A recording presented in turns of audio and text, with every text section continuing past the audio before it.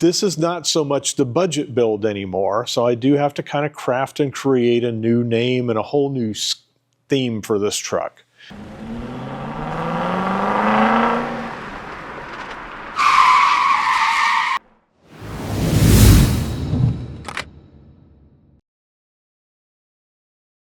Hello and welcome to the Full Octane channel, and we're going to give you a little bit of an update on our 1972 GMC Jimmy.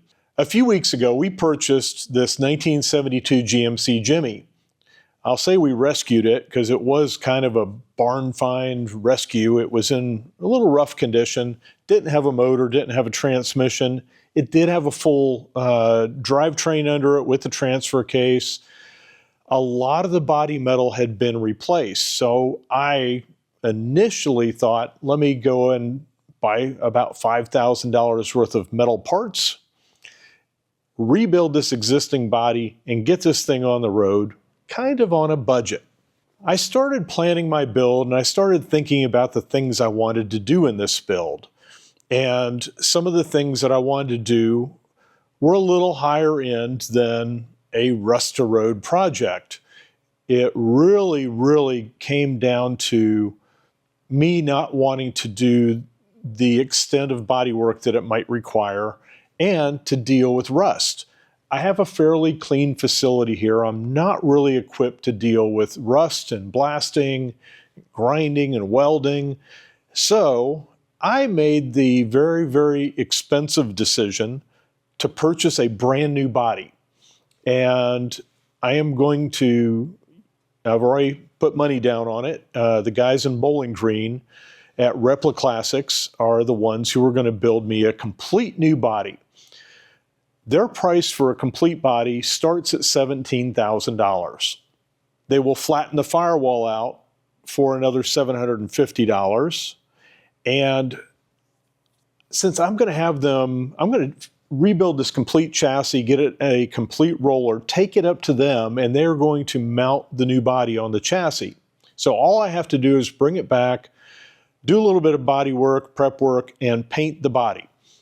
Now, I didn't want to have to take the body off the chassis again, so it's going to be coming to me in an etched primer. So I asked them, would you basically put a colored undercoating or a colored bed liner underneath the whole bottom of the truck and also the firewall so that I don't have to take this thing back off the chassis. And for another $1,500, they will do that. Now, I still will have to take the front fenders, the front tubs, and whole front core support back off to paint the vehicle, but that's okay. It's going to come to me as a rolling vehicle, and we'll do a bunch of video of that to let you know how that goes and how that worked out for us. So, oh gosh, I'm about $19,000 into this body, and it takes 10 weeks to build. So I ordered it while I was on a cruise ship.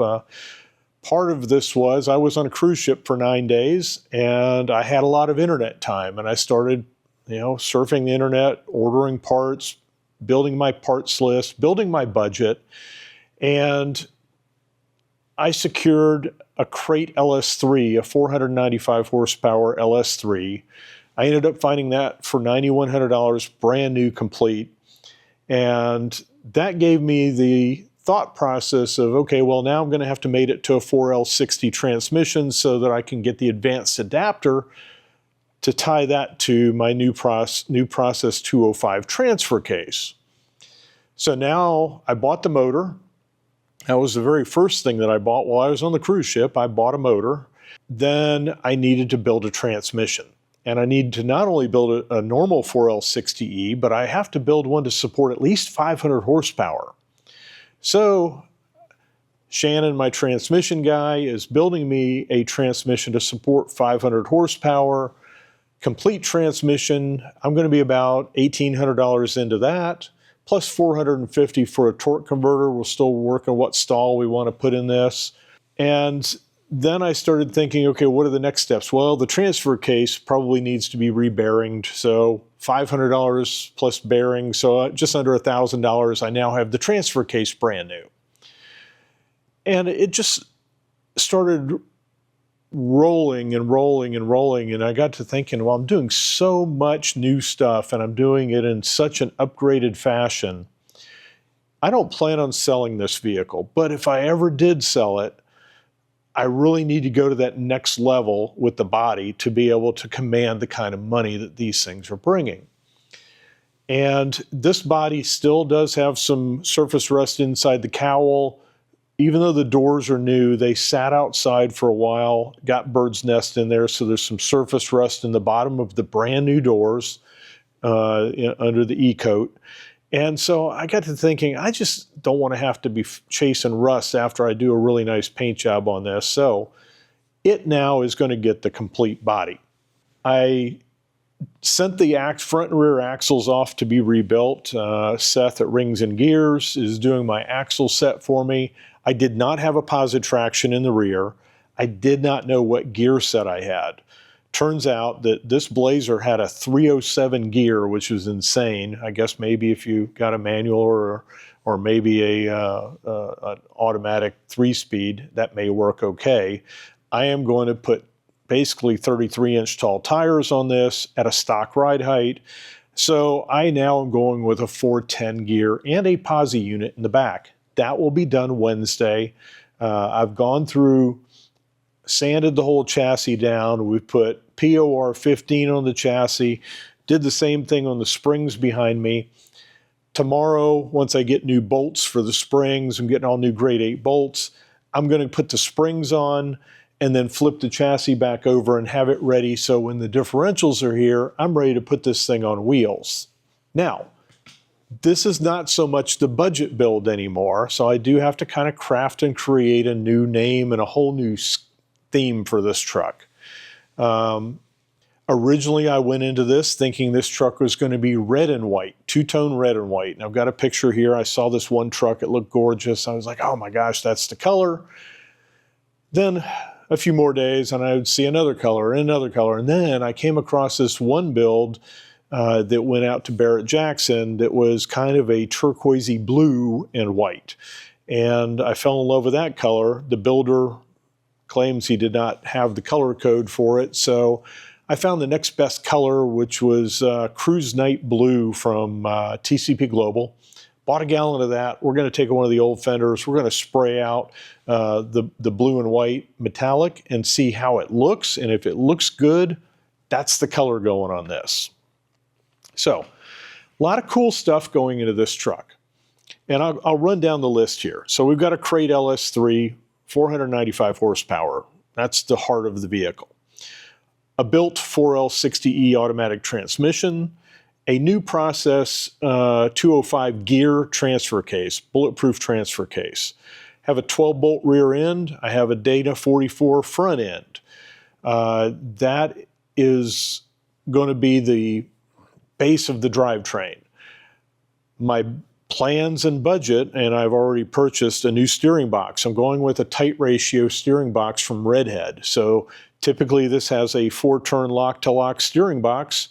I am now doing a 3-lock-to-lock steering box made by Redhead. So I have that new steering box. That's going in. I got all new ball joints, all brand new tie rod ends. Everything is going to be new under this thing. All new wheel bearings, all new seals. I'm going to go with the Dakota Digital Dash.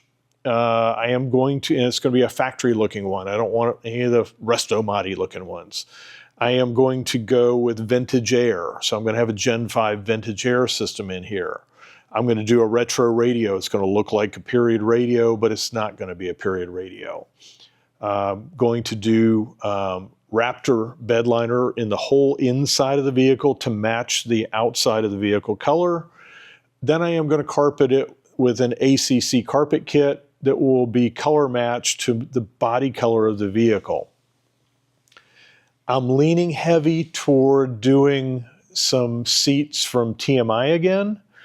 I'm going to put a roll bar in it, and I'm still toying with the idea of maybe doing shoulder belts in it so it'll make it a little bit more safe. This is going to be the 4-headlight GMC grill. I'm not going to make it look like a Blazer. It is going to be a GMC Jimmy. They only made less than 7,500 of these in the run, and I want a rare looking vehicle. Plus I have a GMC theme. I've got the 57 GMC. I've got a 21 GMC. So now I have a 72 GMC. So that's kind of where the update of the project is. The body won't be here until probably the end of December, early January at the earliest. Meanwhile, I've had the blast cabinet going through and blasting pieces, putting new parts in. There's not a part on this vehicle that is not going to be touched, rebuilt, and new.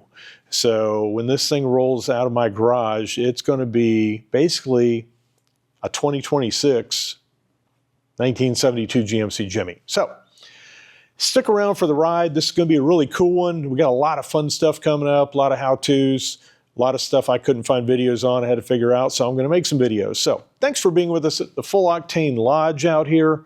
We appreciate you coming back, and hope to see you more often. We appreciate you liking and subscribing to our channel. Really helps us out.